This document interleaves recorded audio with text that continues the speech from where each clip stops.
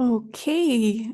Hi, everyone. We are one moment after 11, and I will get started. I'm sure some more people will drop in as we continue this session. But for now, warm welcome to the second edition of the Earth System Governance Project Speaker Series. So it's the second session since the International Office moved to Uppsala University. And today, we are hosting a special early career session with Thashmika Bandara and Anna Grimstad, who are part of our early career committee. So they have prepared this session today and will take over soon. But before that, I can tell you already now that Anna and Thashmika will be talking today with Professor Karen O'Brien, who is Professor Emerita at University of Oslo, co-founder of the organization Sea Change, and currently a Sandström visiting professor here at the same unit that hosts the international office at Uppsala University. And I can also introduce Anna and Thashmika a bit further. So as I said, both of them are part of the Earth System Governance Project's Early Career Committee. So thank you to both of them for preparing this session today, and also for Karen for so generously sharing her time and experience with us. So Anna is a doctoral candidate, also here at our unit that hosts the international office, but so at the Department of Earth Sciences, in the Climate Change Leadership Research Unit at Uppsala University. And then Thashmika is also a doctoral candidate at the School of Sciences and Technology at the City St. George's University of London. But before we get into today's topic on how to build emotional and personal resilience during the ups and downs of academia, I will just very briefly talk about the Earth System Governance Project, and especially the different activities we have for early career researchers. Because I saw in the people who signed up today that at least there are a lot of people who are not members of the network. So yeah, I wanted to take this opportunity to just present who we are and what we do, and also how you can become a part of it. And then I will hand over to Karen, Anna, and Thashmika for this conversation. And I also just wanted to highlight that Anna and Thashmika and Karen, they really want this to be like an open, welcoming space, a very interactive session. So you are welcome to like post questions in the chat throughout. And also we invite you to like keep your cameras on if you want to. So yeah, we can get this sense of community. So I will just very briefly then talk about the Earth System Governance Project. Okay, what is it? It's an academic research network that we believe, at least currently, is the largest network specifically focused on social science disciplines, but also many, let's say, interdisciplinary researchers are part of it as well, but on governance and global environmental change. And our membership is growing exponentially, I would like to say. I think since I made this presentation, now we're around 800 scholars from 58 different countries. And so what do we do? Basically, we want to mobilize Earth System governance researchers and create like a shared community for academic exchange, but also, of course, as you will see today, on a more personal level, a community of support. But I think one of the key objectives is to stimulate these research collaborations. And we also have a strong focus on, the science policy interface. So yes, we have something that's like the intellectual glue of the community. It's the Science and Implementation Plan. Some of you might know it, some of you might not, but on our webpage, you can like get an overview of it. But this is basically the research framework that we have had since 2018, and we're currently in the process of taking this to the next decade. So like developing a new plan. We also have a scientific steering committee, which is like made up of renowned scholars from across the world, and they kind of guide the community. And then, of course, we have the international office where I work. So as I said, we are hosted here at Uppsala University in Sweden.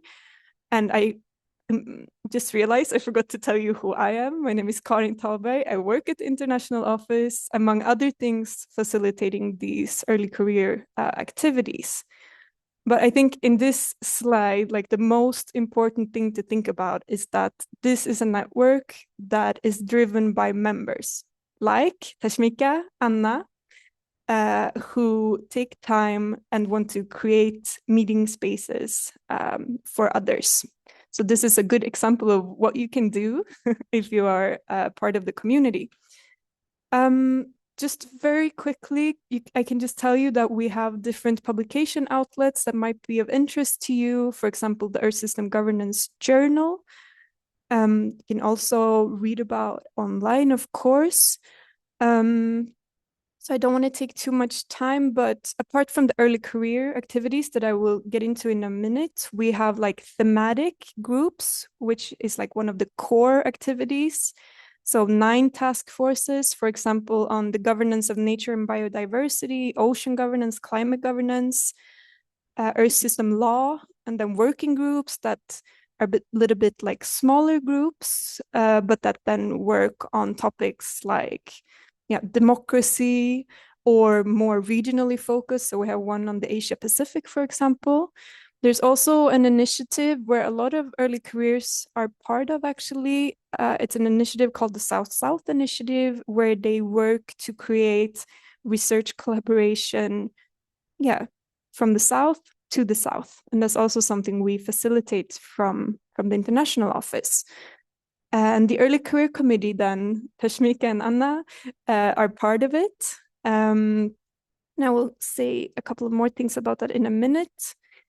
But I think for this slide, I just want to point out that so every year the Earth System Governance Project hosts an annual conference.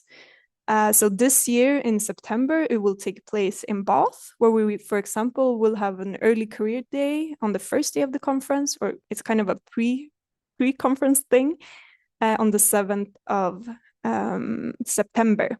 And then next year, the annual conference will be hosted by us here in Uppsala. So we really hope to see a lot of you then. But so the Early Career Committee, here you have all the members. What do they do? Everything from webinars like this to creating like written outputs on the website, organizing different events during our conferences, etc. Like the sky is the limit. So it's really about what the members themselves want to do. This is also, if you're interested in getting involved, you can always send us an email to the ipo@earthsystemgovernance.org. And this is also the last thing I wanted to say. But so each year we facilitate a mentoring initiative. And every year in November, we open a new round. And then it's like a 1-year program that's, of course, free, voluntary, where early career researchers in the network get paired with senior researchers with the aim to foster professional growth and community building.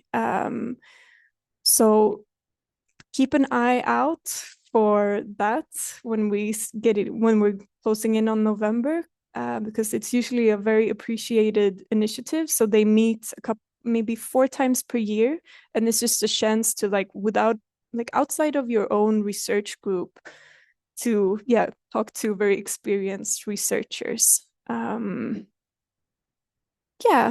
But so how can you get involved? Apart from joining in on initiatives like the one we're having today, you can apply to become a research fellow. It's free, it's voluntary, of course, but then you just have to fill in a short form on our website.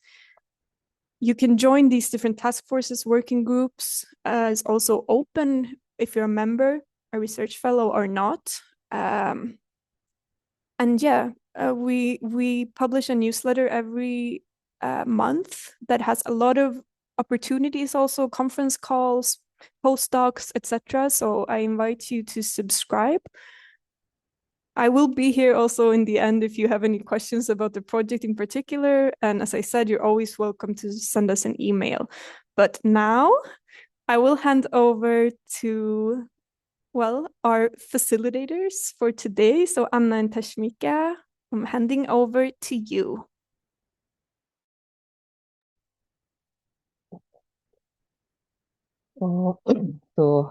Hi everyone, my name is Thashmika, and let me kind of give you a bit of an introduction to our topic today. So, as researchers, we are free to personally pursue our greatest interest and engage in exciting collaborations across the globe, making our career trajectory a true privilege. And at the same time, research is highly competitive, and the path to academic career involves both structural hurdles and personal struggles of learning how to cope with failure and letdown. For example, retaining an interest in your topic and staying curious can become challenging when you have to balance so many things, uh, um, such as uh, uh, such as professional academic, such as when you have to balance, such as sorry, increase in administrative requirements and the pressure to kind of stay highly productive over time. And besides, with more and more articles being published every year, the competition is growing even steeper. And studies find that a large number of PhD candidates experience anxiety or depression during their doctoral years, and junior researchers enter a world where success easily becomes reduced to some quantitative measurements that are not in fact reflect effort or creativity. So we are therefore interested in talking about how researchers can become more like water off a duck's back when facing academic pressure, and in fact how junior academics such as us can stay curious, grounded, and emotionally resilient, both individually and to the communities around them. So I'm also joined here by today by Anna. Hi. Yeah, thank you, Tashmika. So with that framing, and I hope everyone could hear okay. Otherwise, let us know if you want us to adjust anything. Yeah, we're very happy to be here with all of you, and also with Karen O'Brien that Karin just introduced. So, and just maybe to give a little bit of, or to let you know a little bit how this will work. So we will have a few opening questions, and we're gonna let you come in at different times, but you're of course welcome to ask questions in the chat as you seem fit. But we'll also have some breaks for that throughout this webinar. But Karen, we're so happy to have you with us today. And I was just wondering, to give the rest of the audience a little bit of context, could you tell us a little bit about who you are and what your research background is? Thank you. Thanks so much for inviting me today, because it's really an important topic, and it's so nice to see people, or at least see their screen names. Yeah, so I am a professor emerita, as Karin said, from the University of Oslo. I'm a human geographer, and my research is focused on from an interdisciplinary perspective, but especially on the social and the human dimensions of environmental change. So I spent a lot of my career looking at climate change impacts, vulnerability, and adaptation, and how it links to globalization processes and the implications for human security. And probably about 15 years ago, I became very aware that it's not just about the impacts, but it's about how do we, like, adaptation is not adapting to the changes, but adapting to the idea that we are creating these changes. So I switched over to looking at transformations to sustainability. And since then, And that's when I became familiar with the Earth Systems Governance community and the transformations community. And to me, it's been really important to start to see how all these different pieces fit together and the roles that we can play, but also in the context of early career researchers, it becomes, what are the most important questions to ask right now, and how do we go about, shaping our contributions, and not just to research with impact but to being researchers with impact. Yeah, I think a lot of us are really dabbing between those different roles, right? How can we both contribute with knowledge, but also be sort of these agents of change that are necessary, perhaps? I was just wondering, do you have any sort of aha moment that first made you curious about the world of research? Was there any particular experience that set you on this path? It's a great question, because I think I entered a master's program just to get educated, because I had no background in environmental studies. And so and it was the late 80s when James Hansen was saying, climate change is real and we need to take it seriously. So I started taking climatology and meteorology and ecology and all these things that had been real gaps in my undergraduate education. But I knocked on the door of a professor who was doing research in Mexico on the impacts of global warming on Mexico and the implications for food security. And she was, she became a fantastic mentor and is a great colleague now, Diana Liverman, and she's part of the Earth Systems Governance community. And she took me to Mexico, and I think that, that was my entry into research, but seeing, like, being driven by the equity and justice dimensions and seeing, like, what does this actually mean for people in practice became really important for me. So those values have been kind of driving my career throughout. And I think that it opened up to, like, what questions are we asking and which questions are we missing? What's missing from our current conversations, which I think is, like, at the heart of research. So that was really, like, the experiential part, and then connecting it to, like, what I deeply care about became very important for me. Yeah, those are some big and lovely words, Karen, there with, care and the impact. I was just wondering, because I think that also, takes a little bit of, it can be scary to do that, to go knock on someone's door. Uh, what kind of values would you say were behind you doing that? Was that something that was that scary to you, or was it, how did that feel to just kind of like, okay, I'm putting myself out there?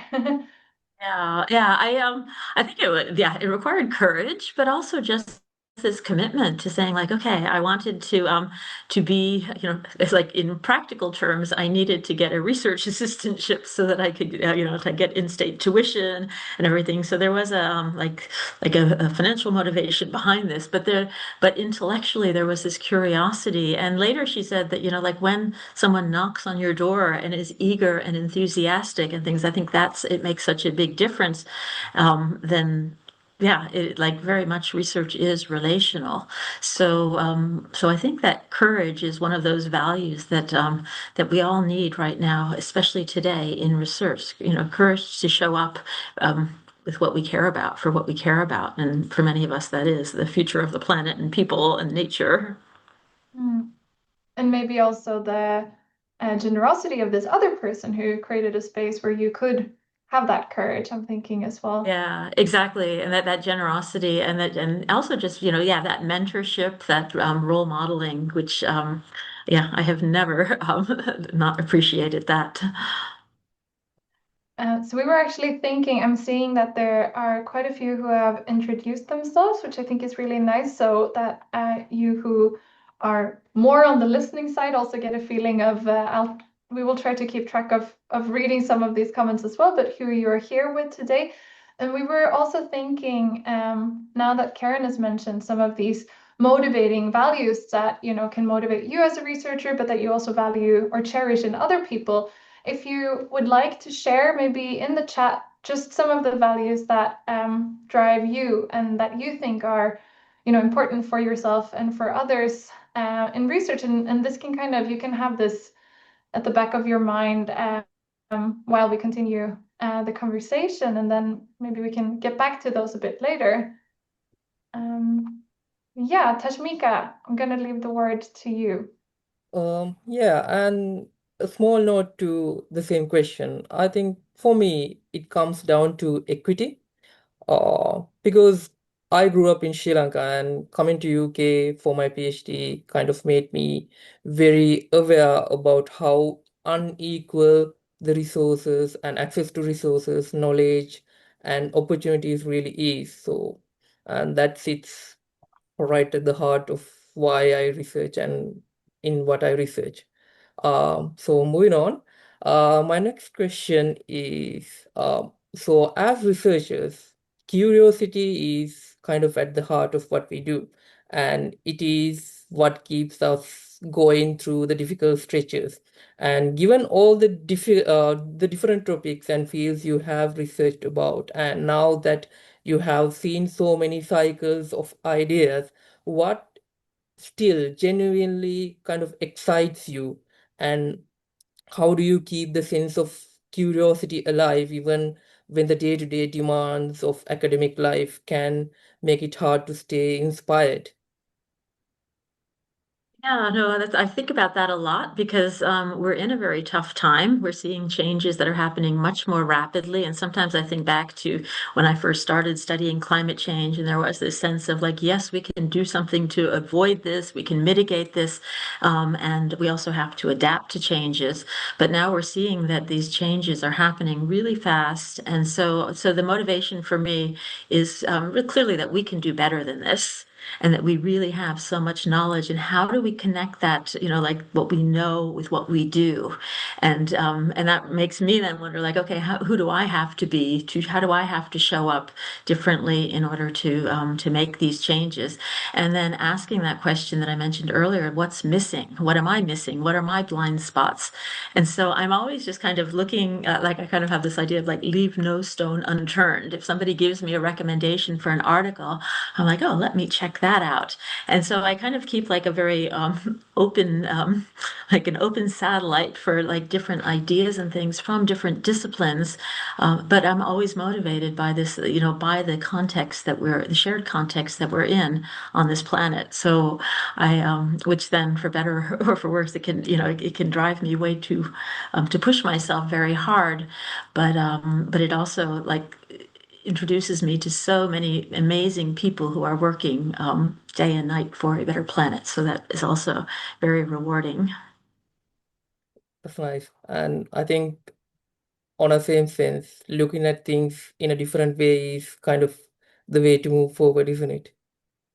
Mhm. Yeah, because I think that sometimes we get stuck in a rut and we just kind of do the same things and everything, and it can get very yeah, like if I do one more of these type of studies, or it just becomes like that we don't feel that we're learning and growing, or I don't feel like that if I do the same thing, which so I tend to be someone who is always looking at like what is the next thing. And now in the last 2 years we see that artificial intelligence and the whole digital world is like adds a whole another set of questions for people working on environmental governance and global environmental change.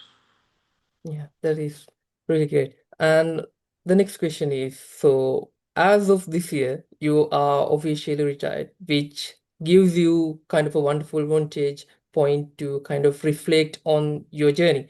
So for me, I'm still at the beginning of my journey. So when I started my PhD, I came straight from my bachelor's, and it was kind of very hard for me to catch up to the PhD level at first because there was a bit of a knowledge gap for me.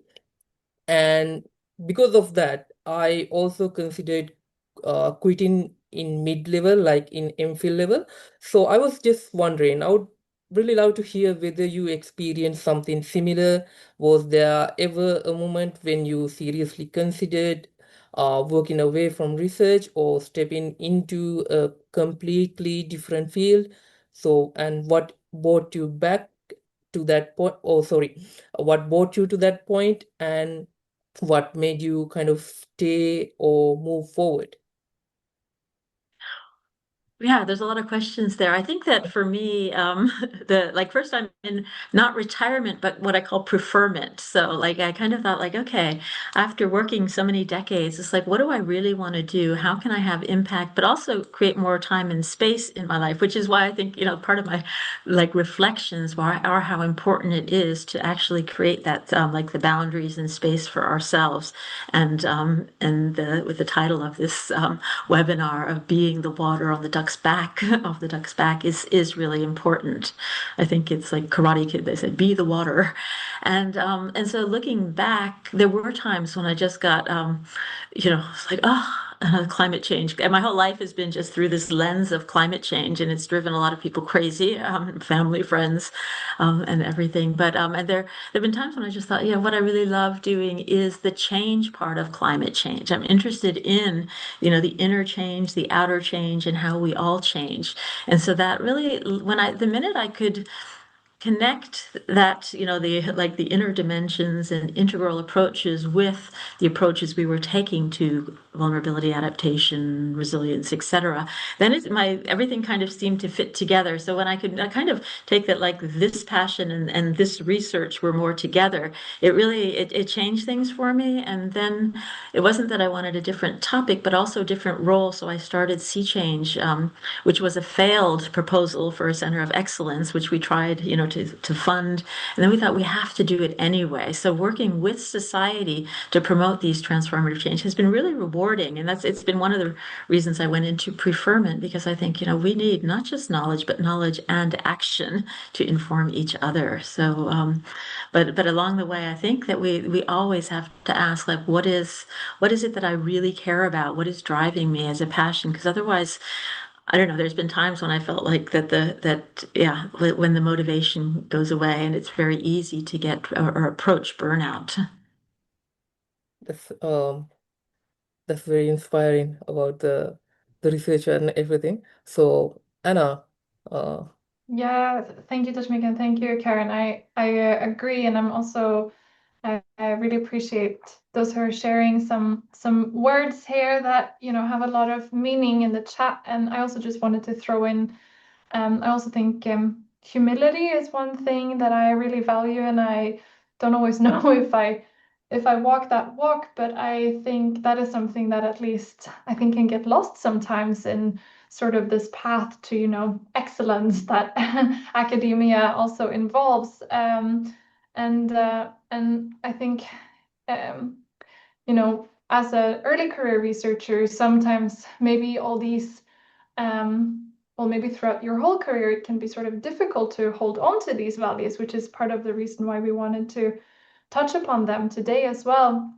But yeah, just to take it back a little bit to then the context of being a young researcher or an early career scholar, Karen, if you were to reflect on, from your experience, how do you think the research landscape has changed for young researchers since you were a PhD candidate, if it has? Yeah, no, I think it's changed dramatically, and not necessarily for the better. In terms of, just the expectations. The bar is so high in terms of how many publications and in what level, et cetera, for very early career people. Whereas when I was there, it was like, this is promising, this has potential and possibility. And the competition and the scarcity of resources, as we've seen more recently, have made it just that I think it's easy to get sidetracked and be just doing things for to lose the motivation, the passion, why I'm doing this.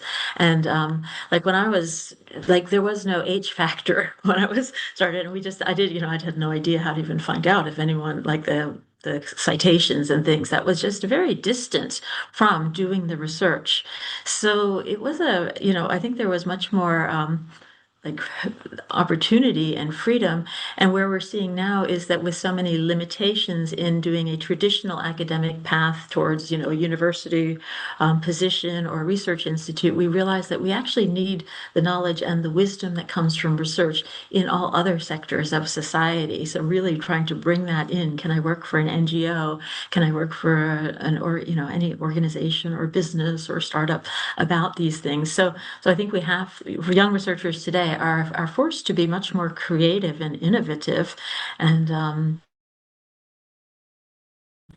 but I think that the pressures are enormously high for young researchers now, and that's why I think that the emotional and individual and emotional resilience is more important, but also the standing together collectively in communities.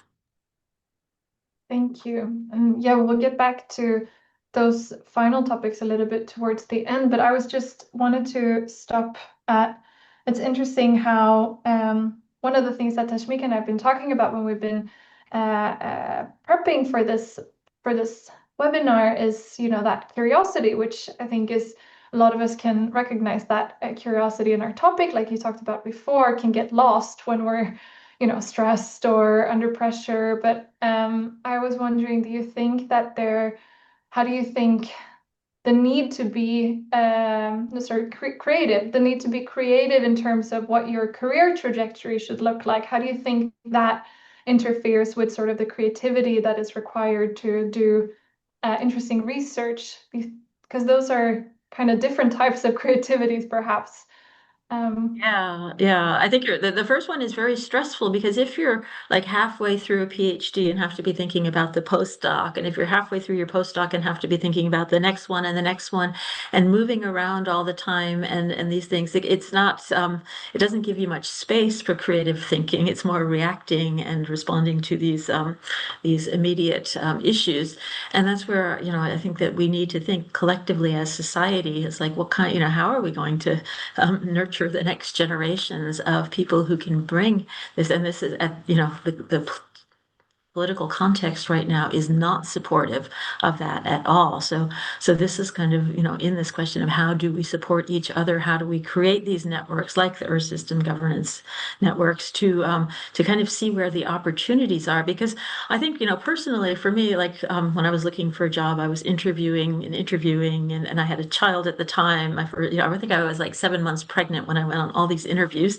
And then eventually I was offered a job in Ohio where I would have focused on like atmosphere biosphere interactions and climate modeling type things versus coming to Oslo where I had to look for a job, but I eventually found one that was much more on the social and human dimension. So I think with younger researchers today, there's many more of these like paths that will divert you towards this direction or that direction. And so being able to be clear about like what is it that, what are my criteria for the life I want to lead, the type of research I want to do, and then how do I find that? And I think that's where networks and having connections and conversations makes a really big difference in research.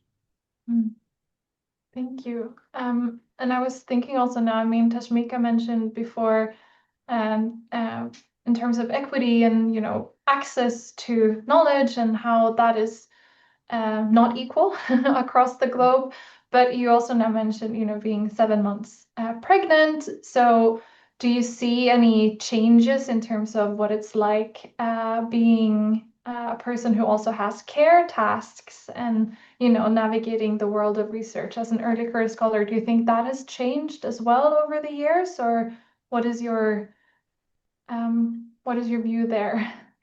Yeah, well, I think it has. I think there's much more gender equity. A lot of, partners are taking, like that, and that happened I think I was at the generational shift with that. And but now, people you have parents to take care of. Many of us are not living in the countries where our families are, so that adds like like a vacation becomes a visiting home or things. So there's just so many different parts of the equation that come into our research. And also because many of us are involved in international research projects, there's not a like one vacation time around the world. So if we're working with international projects, it's a very like a continual cycle, and some people will call it the hamster wheel. And so then when you have children and family and friends and hobbies, and it becomes really important to be able to create that space and to create that time and to be able to see that we do better research when we do it slower and from a space where we feel like more content and satisfied with who we are, rather than like in this like bulldozer type of mindset, and the emphasis on productivity, which is not about the quality but about the quantity. Yeah, and then I also think there's an interesting aspect there where, especially when you're on a PhD track, you have time as this constraining factor as well, which, taking the time to do thoughtful research can sometimes maybe not be as available if you're also navigating teaching roles and all these other things. I think it's something that we're striving for, but also can be quite difficult when you're at an early stage. And I was just wondering now, we've had so many different entries to the chat here. People have been sharing some of the values that they appreciate or that you appreciate. Is there anyone who would like to share a little bit what their thoughts were or comment on what you've put in the chat, or if there's anything at this point where anyone has a sort of burning, oh, what about this thing? Just to hear from you who are also here in the audience. So that is also an open invitation to unmute yourself and just jump in, which I know can be a bit awkward on Zoom, but yeah. Love to hear, because I come from the perspective of early career researchers as a supervisor who's had, PhD students and master's students and things. But I think that there's a lot that, how can we promote a culture of care in academia? And that starts, it's at every level: care for ourselves, care for others, care for, just the research that we're doing and the people that we are working with. So. Yeah, Gesa? Yes, hi. Thank you for this really nice talk. And I have a question on the interdisciplinarity, because you said it's very important to look out to other disciplines for new inspiration and such. But I'm wondering, as an early career person, doesn't it maybe make more? I don't know. I feel like there's maybe this tension between trying to define what is my area and then also looking out, what else is there and how to connect. Maybe you have some tips on how to manage this. So yeah. Yeah. It's a great question, because we're working to be specialists and get expertise in our field.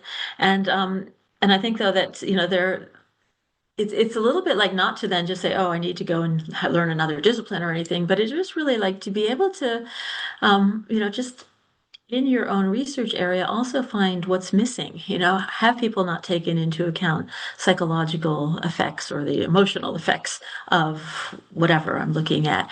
Do we need to be looking at the, future, like nitrogen flows to soil or whatever, just to see and often it's not just to say we need to just be like vacuum cleaners and look at everything, but it is like, what is it that grasps your interests?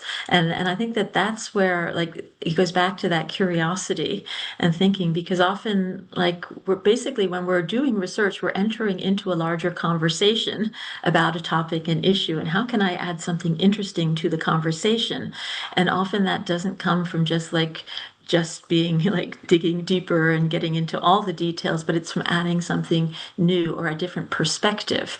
So it's not so much just about different disciplines, but it's about different perspectives. So maybe we could say interperspectival approaches to research, because within one discipline you can have many different perspectives as well. And onto the same point, I think this is where the community can help you really well as well, because when you're focused on some sort of a research area, you are kind of narrow-minded on that field.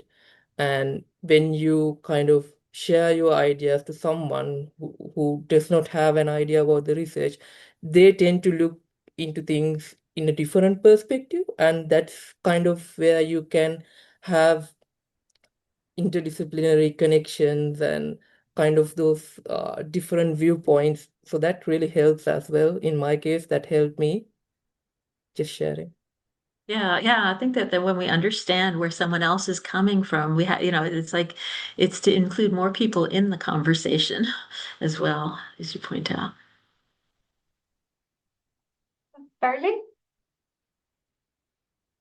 Hi. Yeah, so I had a question, if that's all right, following on from all of this, which is about the nature of our research itself, because we're talking about resilience, and I think a lot of us research really depressing topics. And so a lot of the time what you're working on day to day is pretty tough. And so I wondered if we could maybe discuss that aspect of resilience as well, when it can all feel like, you're trying to make progress, but you're making such a small contribution to these really quite massive issues.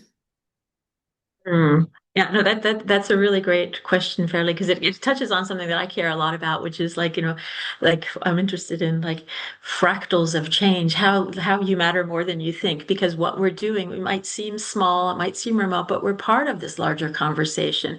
And every question, every pattern that we are working to shift is actually shifting larger patterns in society. So to me, that is like that we underestimate our individual and collective capacity for contributing to the transformations that we need by just kind of thinking, oh, this is my little project, this is my thing. It's not, it's not doing anything, but in fact, it actually is part of this much larger conversation. So that's where I think, we go like that slight shift from looking at like, oh, just research with impact. Did I get citations? Did I get, funding? Did I get, people recognizing this, to think of yourself as a researcher with impact that can influence the systems and which are relationships through every conversation, every when you are on a PhD course, or when we're giving a presentation at a conference, or talking to somebody on the bus or something, that we're always able to bring our research into society and practice, and not just saying like, you need to understand my research, but asking questions, that's we're always doing the research in many ways.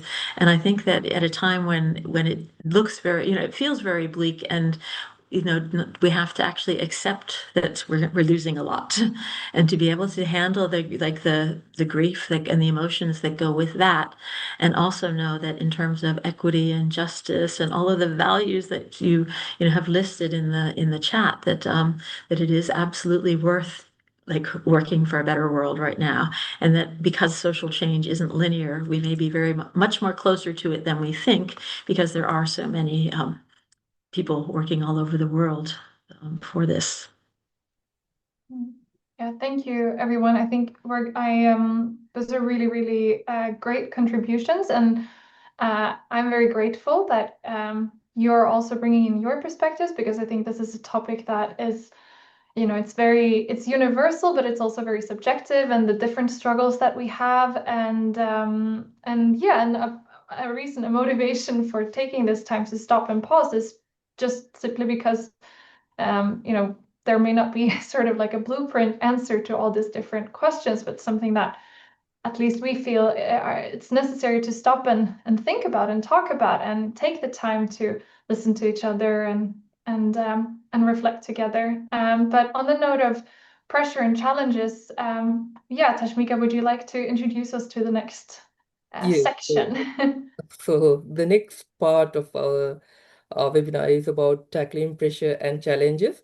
So to give a bit of a briefing, pressure to perform as a researcher can both come from within academia, for example, uh, uh, as a pressure to publish in high-end journals, or to find enough time to conduct research when teaching studies are high. So many researchers also struggles to kind of achieve a good work-life balance. And we know that the risk of gender gaps increase as researchers seek to climb the professional ladder and pursue family life as well. And Karen, you have worked and lived in different countries, which means that you have had to adapt to new structural demands and cultural demands in and outside of academia.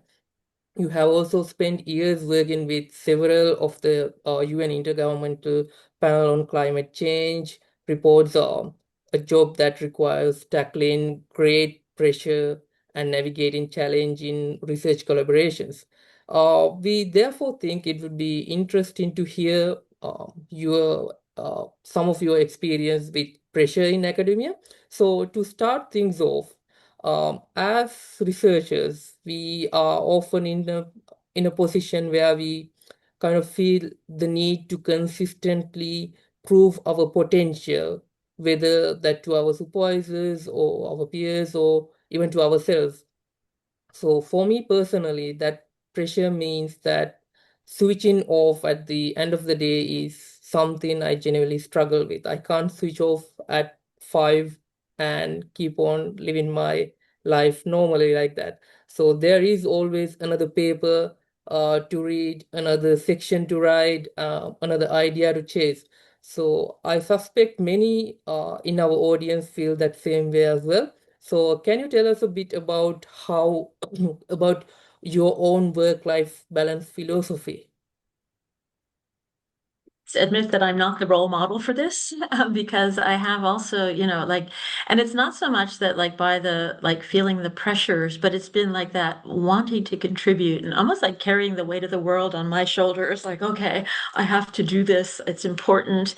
And yeah, and it became very clear to me because as I moved from the United States to Norway, which has much more like a culture of care in terms of vacations and time off for childcare, etc. I was still very much like patterned by the academic environment in the United States, and I kind of brought that over here and was really just yeah, I think that I've always been motivated by the problem rather than by the research itself. It's like how do we address these issues? And through working with the IPCC and things, it became very clear is like that we get the roles that we take. The more we say yes to, the more we get other roles and things. And so to be able to then have that work life, and I don't know if I would call it balance, but to be able to navigate that, to know when to stop, when to pay attention to, when you need to be like focused on family or on yourself or on friends or hobbies, things, it becomes, yeah, it really like, to me, it's like very much day to day and feeling into what do I need right now? When we have two proposals due on Monday, then the weekend, it's hard to then just turn off and say, okay, unless you're very well planned. But it's also then just to know that we have to actually create time for ourselves. So like if I could go back in time, there's many things I would have said no to. And there's many times I would have just said, instead of pushing, I will go for a walk. Or I've always been doing running and yoga. I've had many different practices that have like helped me. But yeah, I think the idea, the pursuit of that balance, I think can sometimes be misleading be stressful in and of itself.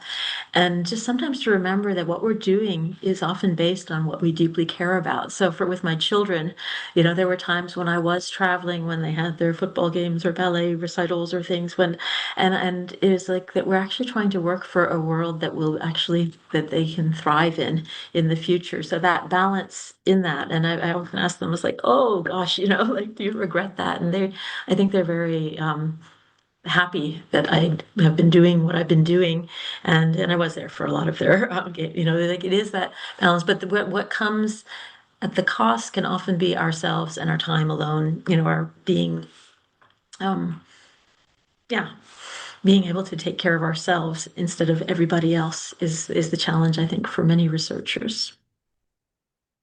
Oh, that's great.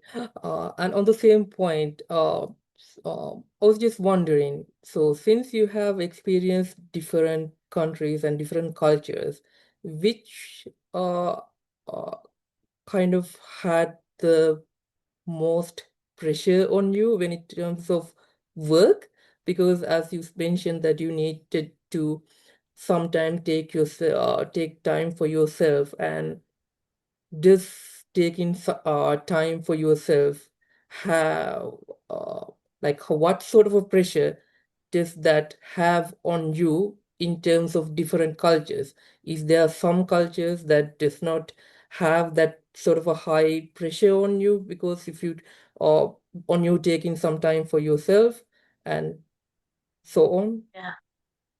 I'm not sure. I don't have that much experience because I've been in Norway for so many decades, but I think that what I've learned is that it's not so much about the culture, but it's about me. And so when I went, I was very close to burnout working at a research institute, and I had so many projects, and I was trying to write papers and do the projects and write more proposals, and I realized like I can't keep doing this. So I had the opportunity to switch to university. I was like, oh, now I'll have space and time to think and write and everything. But I didn't realize that like I brought myself with me. And then it was some of the very similar patterns. And so that's where like being very aware of, like what is it that I'm saying that this is the culture versus what am I saying this is me? Because not every, people can operate in academia in so many different ways with so many different priorities. And I think that that's something that we should just be aware of to say that like, yeah, what is it that is important for me? What do I need to do? And I've come, I did get very close to like just a physical burnout and with my autoimmune system. And then I was like, stop. And I went to a 10-day silent Vipassana meditation retreat and really just had to like unravel so many things that I had been carrying around with me. And I think that um, moment, and that was more than 20 years ago, yeah, really changed me. And says that, like there to think about that, how do I care for myself in every day? How do I have a practice in yoga? How do I go out and do running and walking and do things that are really cooking, anything that's really good for me? Because there's no system that is watching out for us to say, you're working too hard, you're doing too much. And I think for early career researchers, it's really important to be aware that that there is a lot of like self-management in the nature of these positions, but that we have to be able to let go, and that the competition and all these things that are driving us is part of the whole system that we're trying to change as well. So it's yeah, very much that sometimes we just get embedded in a system that is just wearing us down. Yeah. And one more thing about that, since you brought up your early career days as well, I was just wondering, how did your relationship with work and life balance changed over the years? Like, was there a time that you considered working so hard and aiming so high, and then was there a time that you considered slowing things down and taking some time off? Like how did the work-life balance changed over the years? I think it's in process.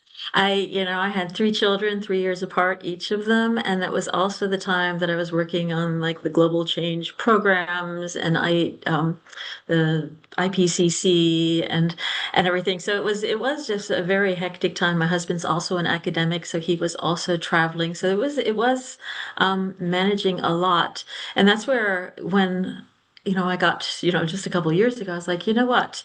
I actually need to have the last decades as being, a whole different pace. And that's what I'm working towards now is to think about like, very consistently and consciously, like, okay, how do I change that pace? My kids are all grown up and we have, like but they still need time. We still need, like we need to take care of ourselves and recognizing, as we heard from that, the nature of the global situation. I feel like we need even more time to be able to hold on and be in community and recognize that, yeah, that our relationships are important and that they are what is going to keep us going, both professionally and personally. Oh, thank you, Karen. And Anna? Yeah, thank you so much. I also want to just from my own or my own experience, I feel like a lot of the conversations that I'm having about, you know, okay, putting in this care, and I mean also I think it's even or outside the world of research, it can be hard to figure out what that means for you as an individual. I think a lot of us are maybe also struggling with just finding, that level of self knowledge and understanding, like what do I need? When do I need to say stop? I think that goes beyond our world. But I also think, a lot of this can put a lot of pressure also on the sort of the individual. So even though research is quite an individual trajectory sometimes, even though we may not want it to be like that, but that's can be the reality of things. I feel like a lot of the conversations that I'm having are also about, our the structures in place so that we are given the opportunity to pursue, a break? How are conversations being had among seniors? Are people talking about working on their vacations and weekends in a way that can create that extra set of pressure? And I appreciate, what you said, Karen, about that we all have different needs, but I also think that structurally, maybe we can do better in terms of, showing people that it is okay to prioritize yoga instead of reading another paper, or create that space where self-care can be done and that we can care for others as well. Yeah. It'd be nice to institutionalize that more and then maybe to have boundaries where we say we do not send emails after X PM or weekends. Yeah. And just to switch on over to a little bit more about the actual research process, which I think is another sort of area where, at least when Thashmika and I talked, we felt like, oh, here's another area where we have sometimes been struggling as junior researchers.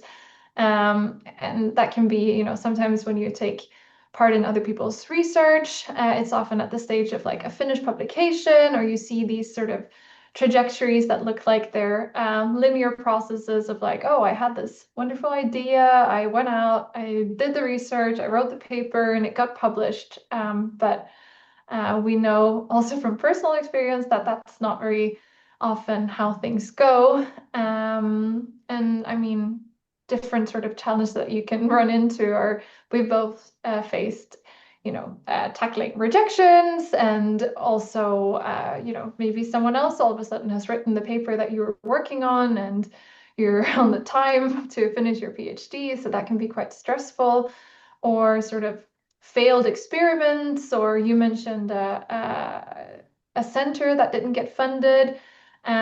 So I think there is sort of the setting where this metaphor of water off a duck's back can be quite useful as well. Like, how do we build this thick skin that, allows us to do this thing that we all know we should, so not see these failures or part of the process as a reflection of who we are or whether or not we're competent. But yeah, to sort of develop this a little bit thicker skin.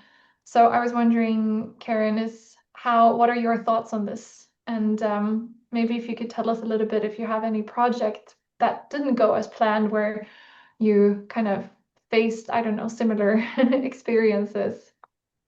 Yeah, no, it's really important to recognize that that we all have like stacks and stacks or files and files of rejected proposals, rejected papers, and that it's more like to be able to take that not as a personal criticism, but then to think about, okay, well, there's a context for it, and there's a subjective dimension to it. Reviewers and things are coming from a certain place, but also that there are always processes in work. A lot of the times from my rejected proposals, because I care about the topics, I've written papers from the proposals that then have been, that they really is the essence of what I wanted to say in the project. And so that I think is really important. But there are also lots of projects that just fail, or where things just don't turn out the way you expected. When I was doing my PhD on deforestation and climate change in the Lacandon rainforest in Chiapas, I had a research team with me, and it was January. We were going to celebrate New Year's and then go into the forest, and they were all going to help me. And then the Zapatista uprising happened, and so we had to change plans. Like, we're always having to adapt and change our plans. And I think that that's part of being a researcher, is to say that, yeah, sometimes things don't work out. And whereas I would, we're building a really great research group and then we don't get funding. And so how do we, to be able to not take it personally, but to learn and grow from it. And I had a PhD student who, one of her articles, I think, got rejected like 5 times from different journals. And it was really because she wasn't placing it in and she was always taking it as, okay, what needs to, and got very good feedback from the editors of maybe this needs to be shaped toward this conversation. But if we think of the journals as where the place needs to be, and when she did get it published in the journal, it really, when it was published, had such an impact on the Indigenous community where she was working. And it was like, so we don't, I guess the moral of the story is don't give up and don't get dismayed, because it is like, where does this need to be? And sometimes if we think that like, oh, someone's already doing this, no one is ever doing exactly the same thing from our perspective. So it's like, what am I adding to the conversation again? And that, I think, the many of us don't have the thick skins, and there's times that you get the review articles and you're just like, oh, because we've worked very hard on it. But it's really important then to just maybe read it and then just go for a hike or walk or something and come back to it when you're ready. And then you see that like, wow, it always makes the work better. Just getting more perspectives. And that's where having community and colleagues can also be really help, like here at the Climate Change Leadership Research Unit. You can get feedback early as well as after we've finished something. I think you mentioned a lot of a lot of key things there, yeah, I mean, I have definitely had gone from a full out crying session over rejection to sort of learning together with my supervisor, which I'm of course very grateful for, to go back and read the email, and where I saw just like the words that I was reading sounded like, you are terrible, you are not worthy, your work is bad. And then, we went back together and she was kind of saying, that's not what it says, it says, there's something positive and here's something you can develop. But I think, and maybe that says more about me than all early career researchers or people who face rejection. But I do think it's something, that it's definitely a part of this role, to learn to separate those two things. But I was just curious also, since we're doing this little bit of, looking back in time, how things were when you started and how things are today. And you mentioned journals. Do you think, in terms of this idea of, you talked a little bit about the pace of research, but how do you see the world of publishing and journals in terms of, these processes of getting the research out there and like communicating? How do you think that has changed? And do you think, as early career researchers, do you have any sort of advice for thinking about how to navigate within that process of publications? It's a huge issue and I think that I've talked to some of the editors of leading journals recently at a conference, and they're struggling because it's so hard to find reviewers now, and it's so, they're getting hundreds of submissions because the number of everyone is trying to publish as much as possible rather than as good as possible. And so they end up then, like the editors are also under a lot of stress and pressure. So the whole system itself is moving in this direction where I don't think anyone wants it to be. So how do we then create the spaces within journals? And I know that I'm on the editorial board for a journal called Earth Stewardship, and they're really trying to think about like, how do we create a different experience? We can bring in the arts, we can create a different experience in publishing. And to me, that's really, I think we're going to need that. It's a larger question that we need to have in society, because publishing has become a big business, and then we're part of that business, and that we're to the producers of the knowledge, and then we get this, and then we have to find the fees for open access. And so there's I don't know what the answer is, but I think that if we go back to thinking about like, as early career researchers, it's like to write, like if I look back in my things, it was like writing one good article a year had made such a bigger difference in terms of what is cited versus what. There's a lot of things that I wrote that were just to get them done, and they're very they've had very little impression on me or on others. So really to engage with, I think it would do a service to everybody. And I also realized that, there's a reality where they're looking at the publications and the number of, your H factor or what else, these things. But as someone who has been on hiring committees, and we look and we see someone, coming out of it, soon after a PhD with, dozens of publications, we're still asking, like, what is the essence of their research? What is it that they're really trying to say? So it's not the number, but it really is the essence of your research that is going to make the difference. So I don't know if that's helpful, but I just feel like that there is, like, you touched on something that is a systemic problem right now. Maybe keeping in mind those values that we find important when, thinking about why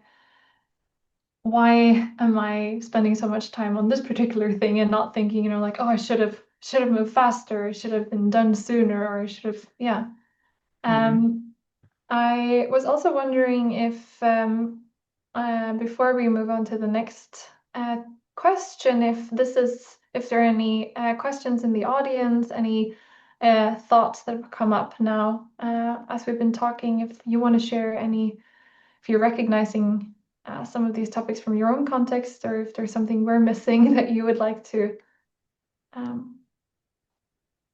talk about.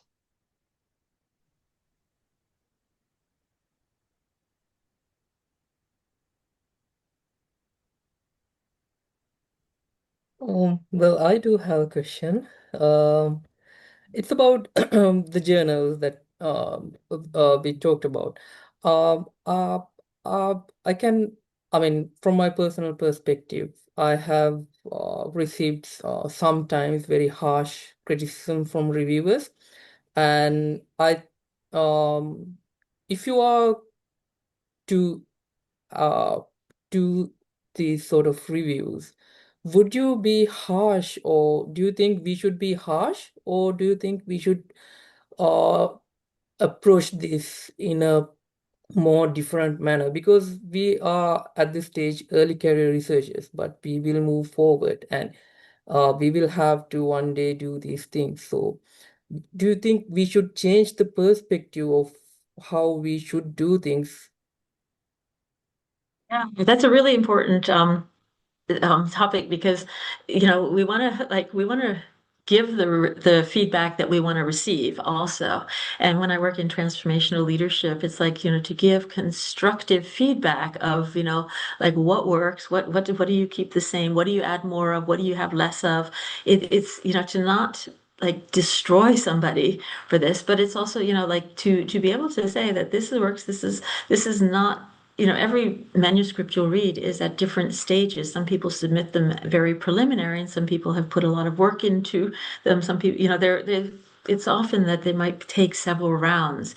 And I think, as Anna said, that, we often see the final results, but we don't see everything that went into it from the very first draft, where we're just going like, climate change is a problem. And, like, just very banal to like, how do we build that structure? So if you think of yourself as a reviewer, as someone who is like kind of contributing to the development of knowledge, then I think it's different than just trying to, like, yeah, be mean and nasty and be a gatekeeper, like open the gate or close the gate.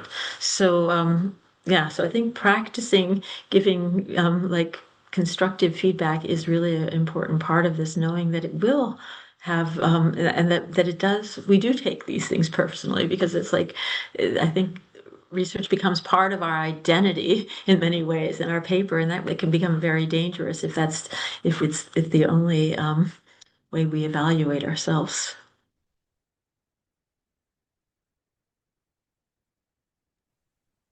Thank you. I think we should move on to the next question, and then as people think, or as Karin wrote, you can also write comments in the chat if you want to contribute with any experience, or if you have a question or a different take on something. That's also very welcome. Thashmika. Yes, so research can also be lonely at times, and it is difficult to kind of not measure your own journey against those around you. So as Anna explained earlier, when you see a fellow researcher hitting milestones and publishing in top journals and land in major grants, it is easy to feel like you are somehow falling, failing behind. And even when rationally you know that everyone's have their own paths and they can be different, this is something that I think many of us in the audience quietly kind of wrestle with. So have you ever experienced this kind of self-doubt, or what we call imposter syndrome, and how have you learned to handle it? Yeah. That is something, the imposter syndrome, the not good enough. These are fears I think that all of us have. I was recently like inducted into the American Academy of Sciences and Arts, and they asked everyone, like, how many of you have imposter syndrome? And like everybody raised their hand because I think everybody is always feeling like, like we're just doing our work. We're not like, and I think many people like, or I like doing the work because we love the work and we're interested and engaged and not necessarily thinking of where we want to go or what this is going to lead to. And so it's a little bit random, it's like it becomes, yeah, I don't think it can be so instrumental, like I'm going to do this, then I will get this and this and this and achieve this. But I think if we do, it gets into like, how do I work with integrity? How do I show up for this? And but those background conversations about not being good enough or being an imposter is, and I think many of us carry that. So that's almost like normal because of the narrative that we have in society, the way we build up these things. Like we often separate this person has all this research stuff and we don't see everything that goes behind it, the struggles and the challenges and what was sacrificed too. And it's like, yeah, they sacrificed a lot. Do I want to do that? Is that worth it for me? Or would I rather have this? And sometimes it's, just one paper or idea that can go a long way versus versus not. And I was talking to someone at this recent conference who was talking about Eleanor Ostrom, who won the Nobel Prize in economics, and how that almost became a curse for her because then suddenly she didn't own her time anymore. And I just think that those like the sometimes it's good to just to be aware of like what's important to us and why, and what is a meaningful evaluation, and not compare it to everybody else, but just to know that that we're all these humans and trying to like work towards a yeah, like I think for many of us in this field, working for something that is like goes beyond us as individuals.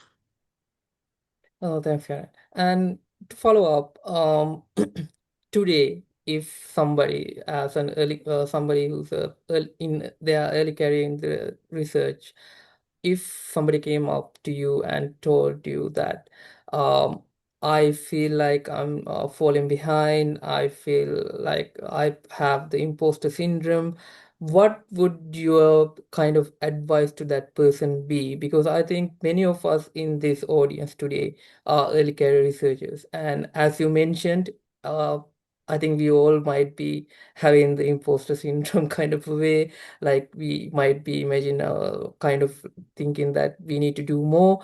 So, what would your advice to us be if we want to kind of feel less pressured because of that? I think it would be to make that distinction between the real and the ideal, because when you say like imposter syndrome, it's often like we're keep holding up some like super image of some amazing, like a composite of what we think the ideal researcher should be, when there are like millions of different ways to be a researcher, and some of the most successful researchers are not very good people. And so, do I care about being a good person? Do I care about yeah, like what is it that drives me? Because sometimes to yeah, and maybe the imposter syndrome requires all of us to like take off our masks and be real all of the time, rather than just like this yeah, striving to be something that we never can be. And we also have a question on the chat. Um, Sometimes I think part of the problem is how the academic experience is framed. How might we create a more positive narrative around it? Yeah, that's a great question. And I think Catalina's earlier question on the barriers to developing a culture of care goes hand in hand with that. And so, Catalina, if you do you have any ideas? Because I think that would be really nice to hear what you're thinking in terms of what that positive narrative could include. Hi everyone. I'm not turning on my camera. It's like almost 9 p.m. in Australia, but happy to be here. And one of the things, because my background is in industry, so one thing that I notice is how we are framing our experience in academia from the day one that is challenging, negative, full of barriers with imposter syndrome. So I believe all of these start to create a lot of noise. So how we when we are carrying people around us, how we could say, yes, it's challenging, but also there is a lot of opportunities. I believe we start with curiosity at the beginning, and I believe we all here, we are like really engaged because we are curious people. We want to learn something else. We want to challenge the system, but sometimes these message get lost in the old things like you are not doing enough, you are going to be, if you are not sacrificing, you are not doing something good. So sometimes I believe there is a lot of negativity around academia and experience, and I get like no, I don't want to be part of that, but maybe I'm too dreamy. But yes, so I was thinking how we could just start to say like once per week, one nice thing about the academia, one thing that happened that make you feel proud. Like I don't know. Today I took a picture of the logo of the university and I shared with my colleagues. Wow, we are in X university. How proud we are of being here. Like small things, because I believe we stay in this narrative and we are not changing and we are creating this experience that our colleagues are mentioned and we discuss here. So I don't have the answer, but I'm really happy to try something to have a better experience in academia. Yeah, I think this is such an important point, Catalina, and I guess because we've been focusing on the struggles and the challenges, but like what I have loved about academia, and first like the like just the people working with people, and like some of my closest friends are from academia. My closest collaborator, we were PhD students together, and she's more like a sister to me now. And a lot of my the people I also to this idea of like that, like we need community to be able to hold some of the realities of the changes we're facing. So I meet regularly with groups of friends that I've made through like the assessment processes and things, and we meet regularly with like check in with each other. We say, what is it like for you to teach? And it's like, well, I burst into tears in front of my students today because I'm really sad about this, and it actually helped them to see that like we had the best discussion ever, or that if like that we go through that, like my research proposal didn't get funded again, and we just say, oh well, we can let's do it anyway, let's plan this, I can get money from my university, bring this together. And so it is like we have a really privileged position in society to ask the questions and things. And I think what we're talking about like is some of the strange that there's been a lot of pushback now to try to avoid this, but they can't take away our relationships, they can't take away exactly like that universities have like such a long history. Here at Uppsala, 1477, and you see that this is cycles of people who have been working to ask questions. There have been struggles for justice and democracy and things. So we're part of this, and that's where I think like that the power in networks, the power in communities is something that is it cannot be underestimated. And like collegiality and moving from this idea of like that there is this competition and struggle, which really is the neoclassical model that has been imposed on us and has really like has been an excellent way to demotivate, to make the motivation look like it's external rather than internal. And for me, that is, like it is like the word that we don't bring up enough is love. We just like that we're there. There's just a real community of people who really not just love the work, but love, being part of this and taking care of each other. So the culture of care, I think, comes from, all of us, and not necessarily from a system that is interested in, how quickly you finish, how much you publish, and, can you be out the door in time to then get the next student in or something like that. Yeah, I'm just going to jump in here. I think that was really, thank you for your contribution, Catalina, and a great conversation. And I also just want to emphasize that I think not to make that into another sort of toxic narrative, but I also think that it was mentioned earlier that, it's also a privilege to be in this role. It's such a privileged position to be able to, contribute to knowledge creation. And I think one of the things, just a very quick short anecdote that I found so demotivating when I started with a research assistant job, and then I all of a sudden had colleagues who were researchers and teachers, and I noticed how so many of them talked so badly about teaching. And they were, like, oh, I'm teaching. Oh my God, I don't have time to do this other thing. And then I met one person at a conference 2 years ago who said, the only thing I care about is the teaching that I've done throughout the years. He's a professor, because that's when I've had, the opportunity to talk to people and to sort of, nobody who reads these papers. And I think that's also something where, yeah, that's just, I agree with you, Catalina. I think it's, I also love teaching. I think it's a shame, that the things that we like doing kind of become these like hurdles on our way to a great H index. And I think, it's often said that it takes a village to raise a child. And I think in many ways, the same is sort of true for researchers that, doctoral students, and as we move throughout the system, like you've said so many times now, Karen, we really need these villages of people and systems that are allow us to pursue what it is that we care about. But I was just wondering, because time is moving really quickly, so about these communities and networks, could you maybe share a little bit, Karen, how you've built these over the years? Because that can also be a struggle, like how do you even get a community as a researcher, and especially as an early career researcher? Do you have any tips on that?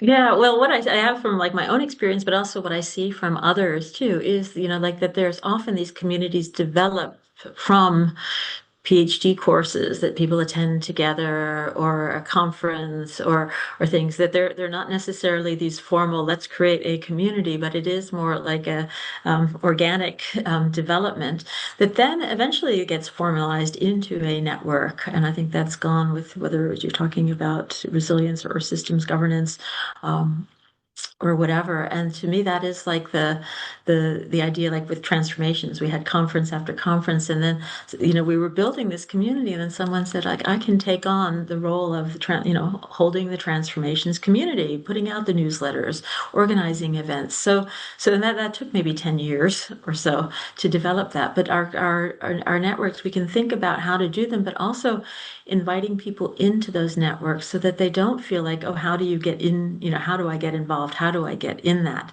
Because it can be very intimidating, as we talked about, like to go up and knock on a door, like, can I be part of your network or community? And then, no, there's criteria, like how do you keep it that there's these open spaces? And so to have networks in any network, a small part is really active. There's some that are really like the network gardeners, but to have events like this, to have these things that people can come to and find each other and have conversations and things, because it becomes really important.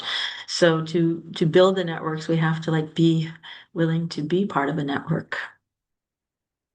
And that takes, I guess, time and commitment. And then that goes back to our earlier things of like, oh, you have time for yet another network. Oh, and then it's to prioritize, say what is really meaningful. Yes, Karen, thank you. And finally, if you were to start out as a junior researcher today, what do you wish you had known at the beginning that you did not know then? And what single piece of advice would you give to your younger self?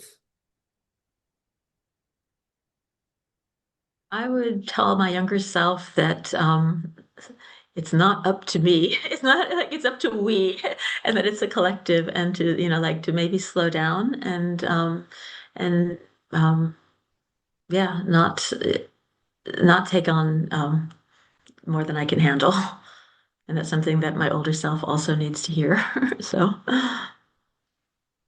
Thank you, Karen. And we have 5 more minutes. So if shall we we are open to questions. If you have any questions on the content today, or if you have any personal feelings that you want to share with us, or any struggles that you have had over the years as an early career researcher, you can this is a good community that you can share all those thoughts with.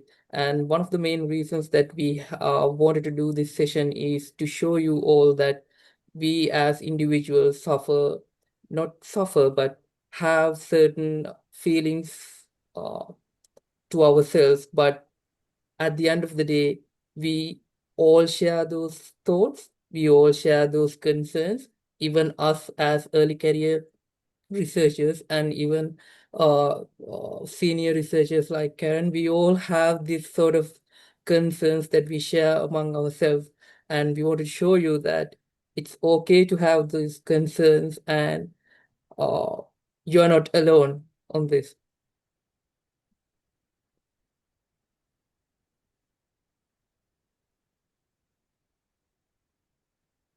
Yeah, and also maybe while people think about if they have a question, and we can raise your hand, I just also want to raise a very big thank you to Karen for taking the time, or making the time to be here with us, and for so generously sharing your experience and your thoughts. And these are, of course, just our perspectives. You don't have to agree with us.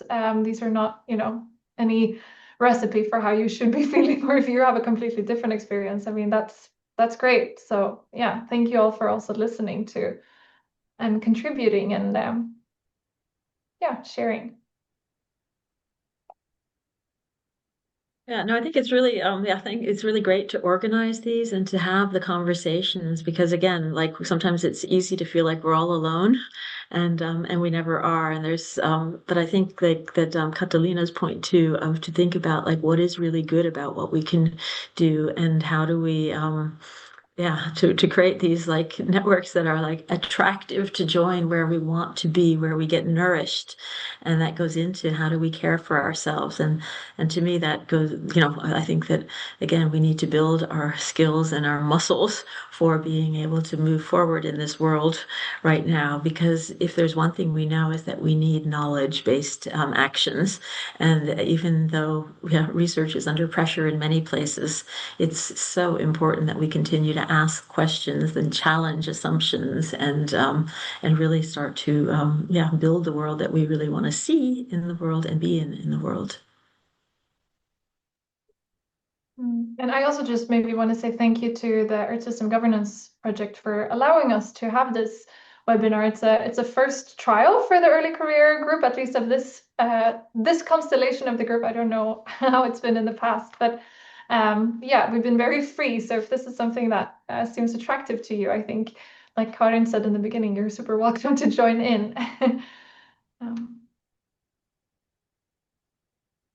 Yeah, like I said in the beginning, if you're interested in the project, so the Earth System Governance Project, that's like more of a community, of course, and especially our early career activities, then please check out our web page, or email me and my colleague directly at ipo@earthsystemgovernance.org, because we are working to support the community. That's our job, which is a very nice job, actually, especially when I get to sit in on a session like this. So I also just want to say thank you, everyone, for making this happen.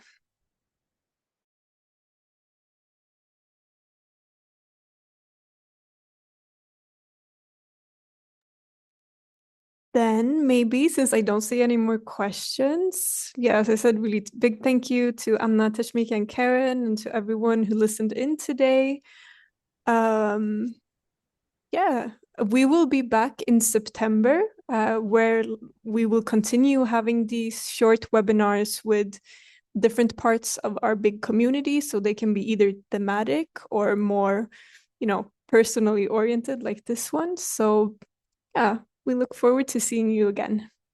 Thank you so much, everyone. Hey, everyone, thanks for joining. Thank you. Thank you.